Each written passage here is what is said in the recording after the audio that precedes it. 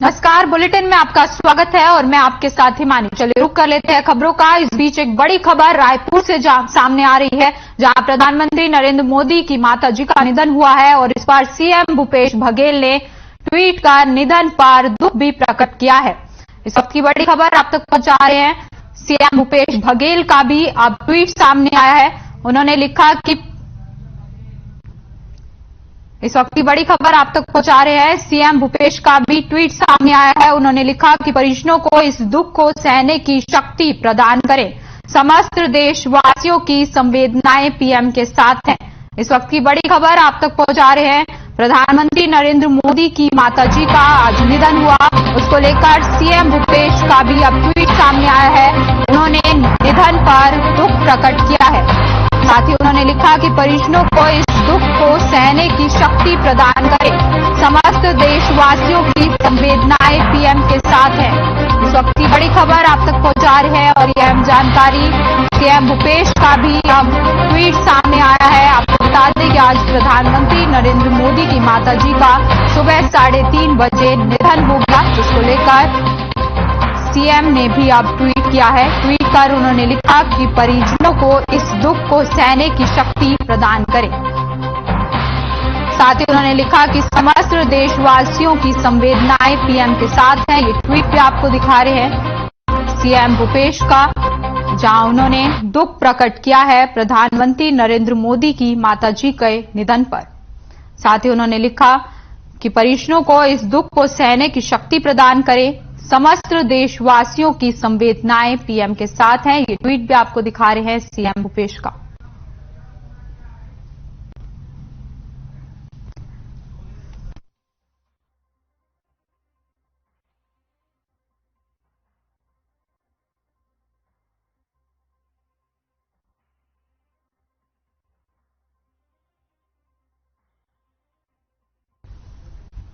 तो आपको ये ट्वीट भी दिखा रहे हैं सीएम भूपेश का। ये ट्वीट भी सामने आया है। आपको बता दें कि प्रधानमंत्री नरेंद्र मोदी जी की माता का आज निधन हुआ और उसको लेकर सीएम भूपेश ने भी दुख प्रकट किया है और ये ट्वीट कर लिखा कि परिजनों को इस दुख को सहने की शक्ति प्रदान करें। समस्त देशवासियों की संवेदनाएं पीएम के साथ हैं। ट्वीट भी आपको दिखा रहे हैं सीएम भूपेश का। प्रधानमंत्री नरेंद्र मोदी की माताजी के निधन पर उन्होंने दुख प्रकट किया है।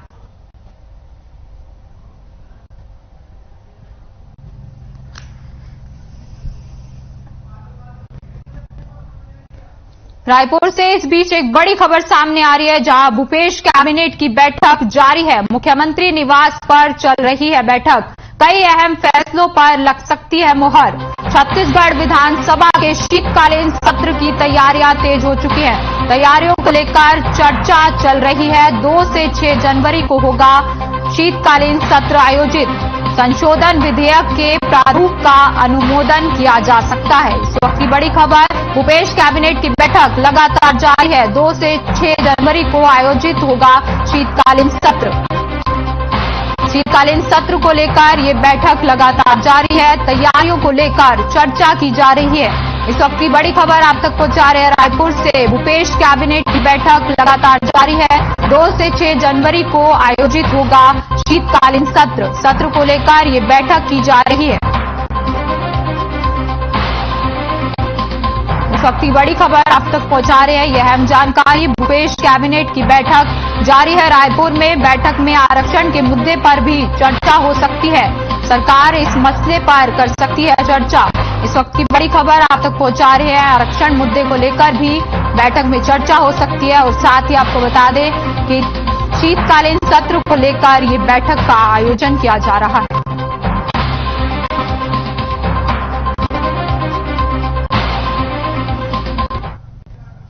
वहीं बलौदाबाजार में चोरों के हौसले दिन पर दिन बुलंद होते जा रहे हैं।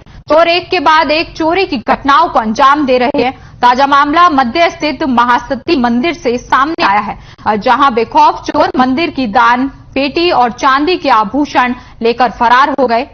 साथ ही आपको बता दें कि इस घटना की सूचना पुलिस को दी गई और घटनास्थल पर पहुंची पुलिस ने चोरों की तलाश शुरू कर दी है।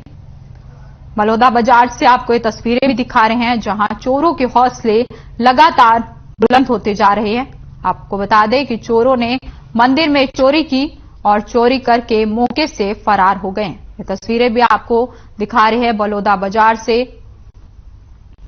चोरों ने मंदिर में चोरी की है। मंदिर से दान पेटी चोरी की और इसके बाद मौके से फरार हो गए। तस्वीरें भी आप तक पहुंचा रहे हैं।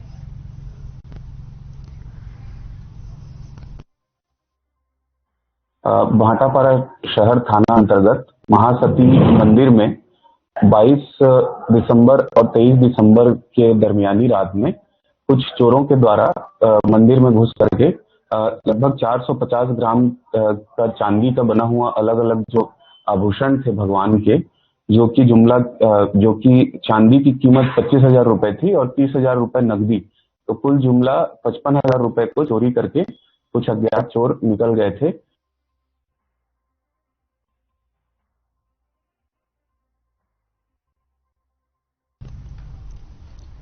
खबर गरियाबंद से है, जहां जिला परिवहन विभाग और पुलिस विभाग की संयुक्त टीम के द्वारा वाहनों के फिटनेस, लाइसेंस, परमिट जैसे दस्तावेजों की जांच शुरू की गई है।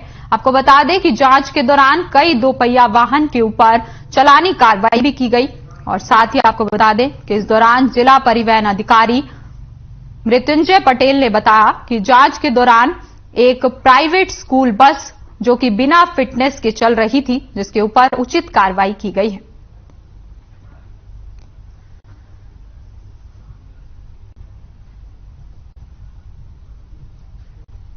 तस्वीरें भी आप तक पहुंचा रहे हैं गरियाबंद से, जहां पर पुलिस के द्वारा ये कार्रवाई की जा रही है। साथ ही आपको बता दें कि सड़कों पर दौड़ रही बसों पर भी नकेल कसी गई और उनके चालान भी किए गए हैं।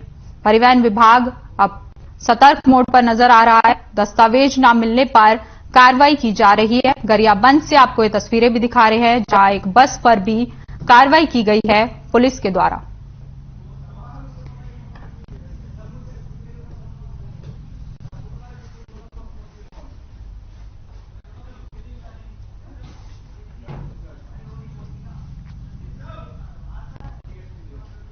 खबर जांजगीर से है, जहां बेमत्रा पुलिस ने भीम रेजिमेंट के प्रदेश अध्यक्ष को जेल भेज दिया है। आपको बता दें कि इस संबंध में जिला जांजगीर चंपा के भीम रेजिमेंट के सदस्यों के द्वारा पामगढ़ एसडीएम को लिखित आवेदन प्रस्तुत किया गया। साथ ही उन्होंने 1 जनवरी तक रिहा न करने पर जेल भेरो आंदोलन का ज्ञापन सौंपा है, जिसमें जिला अध्यक्ष सुरेंद्र रत्नाकर, प्रदेश महामंत्री राजकुमार दिनकर समेत तमाम नेता मौजूद रहेंगे।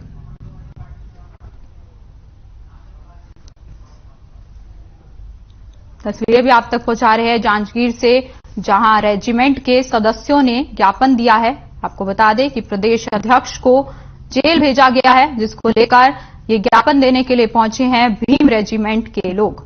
तस्वीरें भी आप तक पहुंचा रहे हैं, रेजिमेंट के सदस्यों ने ज्ञापन दिया है।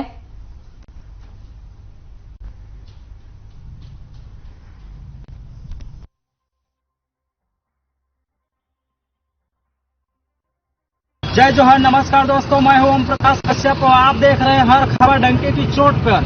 मैं अभी जिला जांजगीर चांपा के पामगढ़ तहसील और विभागीय अधिकारी के कार्यालय के सामने में मौजूद हूं। अब भीम रेजिमेंट के यहाँ सदस्यों ने कुछ ज्ञापन सौंपकर उस संबंध में जानने की कोशिश करेंगे। क्या नाम हुआ आपका? मैं सुरेंद्र रत्नाकर, भीम रेजिमेंट जांजगीर जिला अध्यक्ष। तो आज भीम रेजिमेंट जिले के जांजगीर के तत्वाधान में पामगढ़ विधानसभा में एसडीएम महोदय जी के ज्ञापन सौंपा गया है। बताना चाहूँगा 28 तारीख को जो बीते कल के दिन में हमारे भीम रेजिमेंट के मुखिया संस्थापक माननीय दिनेश चतुर्वेदी जी और उनके टीम को बेमेतरा पुलिस द्वारा अनावश्यक धारा 151 के तहत जबरन उनको उठा लिया गया धारा के तहत, जिसमें प्रदेश सरकार की जो गलत नीति है और अन्याय जो कर रहे हैं, जो एक जाति वर्ग के आरक्षण के लेकर उस मुद्दे पर काला झंडा और विरोध प्रदर्शन के आह्वान किया गया था। इस सब पूरे प्रदेश में भीम रेजिमेंट के तत्वाधान में विरोध प्रदर्शन किया जा रहा है, जिसको देखते हुए शासन प्रशासन तानाशाही बन चुका है और आवाज उठाने वालों को ऐसे ही जेल में जबरन गलत धाराओं के तहत गिरफ्तार कर लिया जा रहा है। तो भीम रेजिमेंट के तत्वाधान में आज हमारे पामगढ़ विधानसभा में ज्ञापन सौंपा गया है एसडीएम महोदय जी को। अगर 1 तारीख जो 1 तारीख 2023 को हमारे प्रदेश अध्यक्ष और हमारे टीम के साथियों को रिहाई नहीं किया जाता है तो पूरे प्रदेश में भीम रेजिमेंट के तत्वाधान में भीम रेजिमेंट के साथियों द्वारा जेल भरो आंदोलन किया जाएगा और हमारे जांजगीर जिला के तमाम थानाओं में और पूरे प्रदेश में भीम रेजिमेंट के तहत भीम रेजिमेंट के तत्वाधान में जेल भरो आंदोलन करेंगे और हम अपने स्वेच्छा से जाकर जेल भरो आंदोलन में अपनी रिहाई और जो अपनी गिरफ्तारी देंगे। वहीं एमसीजी जिले के मनेन्द्रगढ़ में बढ़ती ठंड को लेकर कलेक्टर पीएस ध्रुव बस स्टैंड पहुंचे, जहां उन्होंने अलाव की व्यवस्था को लेकर लोगों से चर्चा की। साथ ही उनके साथ तहसीलदार और नगर पालिका के सीएमओ भी मौजूद रहे। आपको बता दें कि जिले में लगातार बढ़ रही ठंड को लेकर जिले के कलेक्टर पीएस ध्रुव एक्शन में नजर आ रहे हैं। मनेन्द्रगढ़ से आपको तस्वीरें भी दिखा रहे हैं, जहां कलेक्टर पीएस ध्रुव बस स्टैंड पहुंचे। साथ ही उन्होंने बस स्टैंड का निरीक्षण किया और अलाव की व्यवस्था को लेकर यहां पर चर्चा भी की गई है। तस्वीरें आप तक पहुंचा रहे हैं। पीएस ध्रुव कलेक्टर पहुंचे हैं बस स्टैंड। बढ़ती ठंड को लेकर उन्होंने दिशा निर्देश भी जारी किए और साथ ही अलाव की व्यवस्था को लेकर भी यहां पर निरीक्षण किया गया।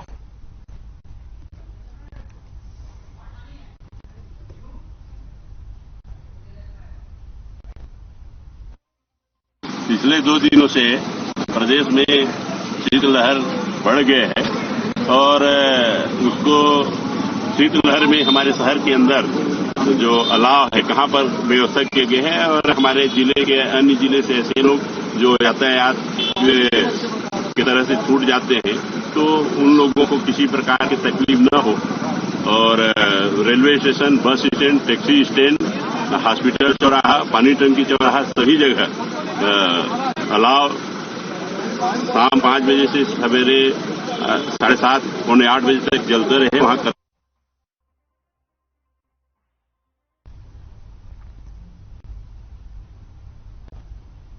इस बीच रुकते हैं एक छोटे से ब्रेक के लिए, आप बने रहिए हमारे साथ।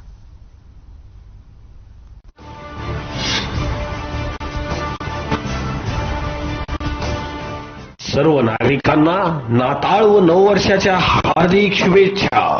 शुभेच्छुक जैन धर्मार्थ हॉस्पिटल, आझाद चौक, राजगुरुनगर। सर्व नागरिकांना नववर्षाच्या हार्दिक शुभेच्छा। शुभेच्छुक नवकार मेडिकल्स, सर्व प्रकारची औषधे सवलतीसह मुबलक दरात मिळण्याचे एकमेव ठिकाण, आझाद चौक, राजगुरुनगर।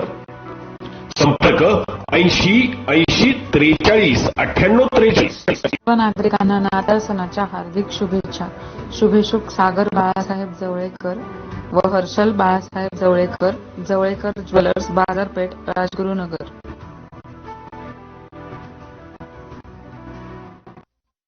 चलना है, बढ़ना है, अब देश को बदलना है और हरियाणा को बदलना है। नमस्कार साथियों, प्रिय महनवासी हरियाणा वासियों, जैसे कि आप सभी को पता है राहुल गांधी जी की भारत जोड़ो यात्रा 21 दिसंबर को हरियाणा में प्रवेश करेगी। आप सभी साथियों से विनती है कि ज्यादा से ज्यादा संख्या में बढ़ चढ़कर यात्रा में हिस्सा लेकर आदरणीय भूपेंद्र हुड्डा व हमारे बहुप्रिय सांसद भाई वीरेंद्र जी हुड्डा के हाथ मजबूत करें व ताकत दें। धन्यवाद। जय हिंद, जय हरियाणा।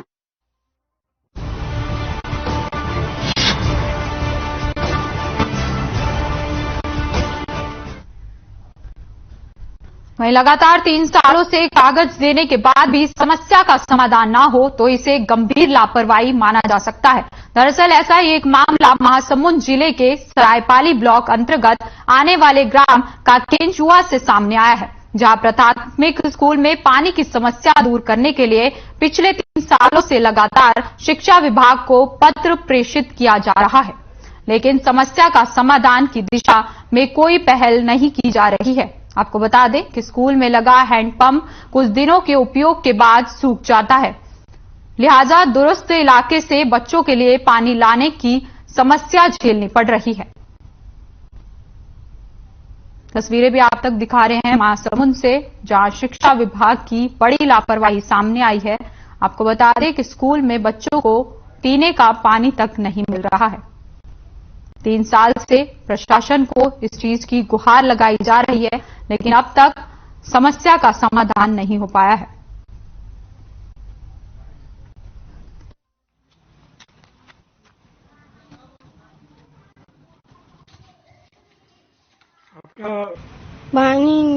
पानी नहीं है। कहाँ से लाते हो पानी? बाहर से। बाहर से लाना पड़ता है। स्कूल में बोरिंग है, बोरिंग से पानी सूख जाता है। पानी की समस्या तो 2020 से ही सर, लेकिन हम लोग जाके कांटेक्ट किए हैं बीआरसीसी महोदय से, तो जल्द पूरा होने की बात कही है वो। और क्या है, जस्ट पीछे सर, हमारे बाउंड्री के पीछे में जो हमारे नलकूप दिखाई दे रहा है, वो सूख जाता है अभी। और पीछे में बोर है सर, बोर पूरा खींच लेता है पानी को। आपका शौचालय की स्थिति कैसी है?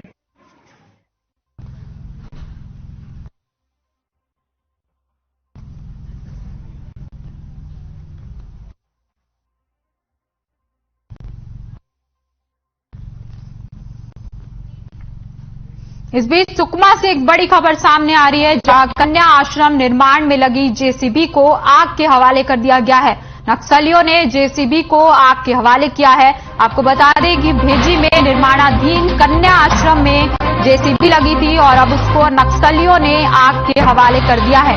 साथ ही आपको बता दें कि नक्सलियों ने हेल्पर की पिटाई भी की है। इस वक्त की बड़ी खबर आप तक पहुंचा रहे हैं। सुकमा से कन्या आश्रम निर्माण में लगी जेसीबी को आग के हवाले कर दिया गया है।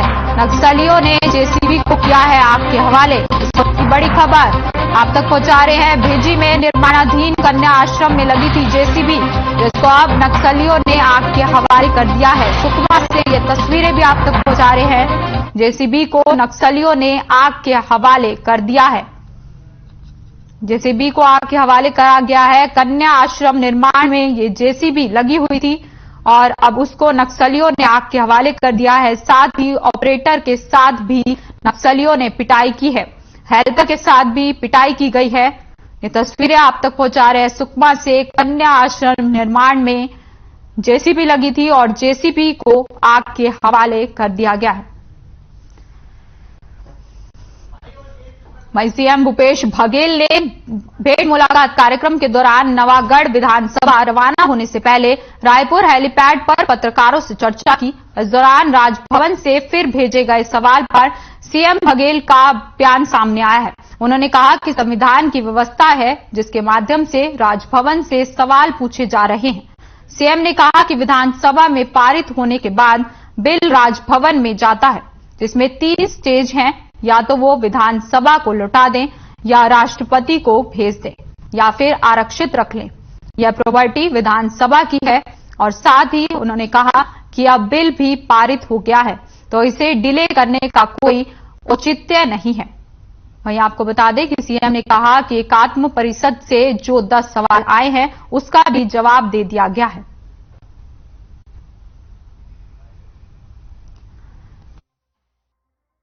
जो बिजली बिल में जो वृद्धि हुई है वो वेरिएबल कास्ट एडजस्टमेंट वीसीए के रूप में हुआ है।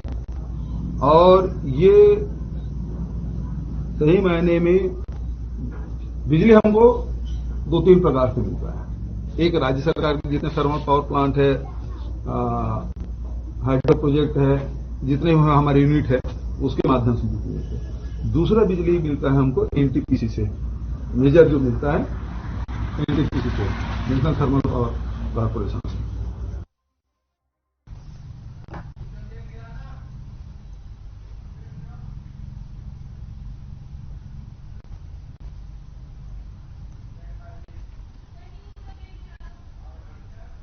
इस बीच रुकते हैं एक छोटे से ब्रेक के लिए। आप बने रहिए हमारे साथ।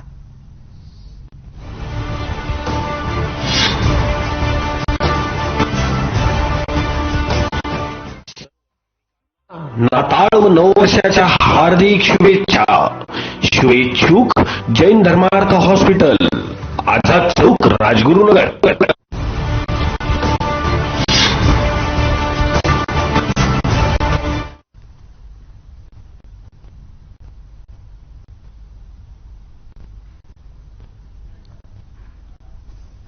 वहीं सरगुजा के मैनपाट से रायगढ़ जिले के कापू को जोड़ने वाली मार्ग पर जली कार में एक व्यक्ति का शव मिला है। मृतक की पहचान नहीं हो सकी है। प्रथम दृष्टया से मामला आसंगित प्रतीत हो रहा है। शव कार के पिछली सीट पर जली अवस्था में पड़ी हुई मिली। आपको बता दें कि इसकी हत्या कर कार सहित शव को जला देने का भी संदेह जताया जा रहा है। वहीं कार में आग लगने के कारण भी व्यक्ति की जलकर मौत की संभावनाएं जताई जा रही हैं। मैनपाट और कापू पुलिस मौके पर पहुंची और जांच पड़ताल शुरू कर दी है।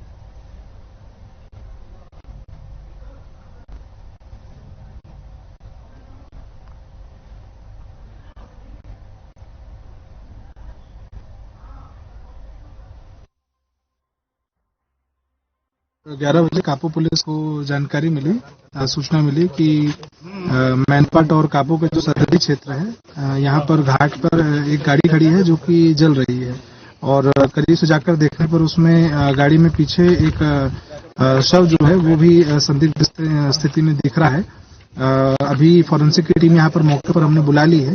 धर्मजगढ़ के कापू थाना क्षेत्र और मैनपाट थाना के सीमावर्ती इलाके में टेकसारी मोड़ के पास एक सनसनीखेज दिल को दहला देने वाली घटना सामने आई है, जहां ये देखा जा रहा है कि एक स्विफ्ट कार बताया जा रहा है कि पूरी तरह से जल चुकी है और उस स्विफ्ट कार के डिक्की में एक लाश जलकर पड़ी हुई है जो पूरी तरह से जल चुकी है। शिनाख्त कर पाना फिलहाल नामुमकिन सा नजर आ रहा है। और वहीं बता दें कि कापू थाना क्षेत्र के पुलिस और मैनपाट पुलिस के संयुक्त कार्रवाई फिलहाल जारी है। धर्मजगढ़ एसडीओपी भी मौके पर पहुंच चुके हैं और फॉरेंसिक टीम भी मौके पर मौजूद है और फिलहाल जांच चल रही है। जैसा कि आप देख सकते हैं ये स्विफ्ट कार है जो पूरी तरह से जलकर राख हो चुकी है और उसी के डिक्की में एक शव जलकर वो भी राख हो चुका है। फिलहाल हड्डी पे एक चूड़ीनुमा कोई वस्तु है, उसी से अंदाजा लगाया जा रहा है कि शायद शव जो है वो महिला की होगी। फिलहाल धर्मजगढ़ कापू पुलिस और मैनपाट पुलिस की संयुक्त कार्रवाई जारी है और सघन जांच कार्रवाई की जा रही है। धर्मजगढ़ से हर खबर के लिए शेख आलम। फिलहाल इस बुलेटिन में इतना ही। आप बने रहिए हमारे साथ। नमस्कार।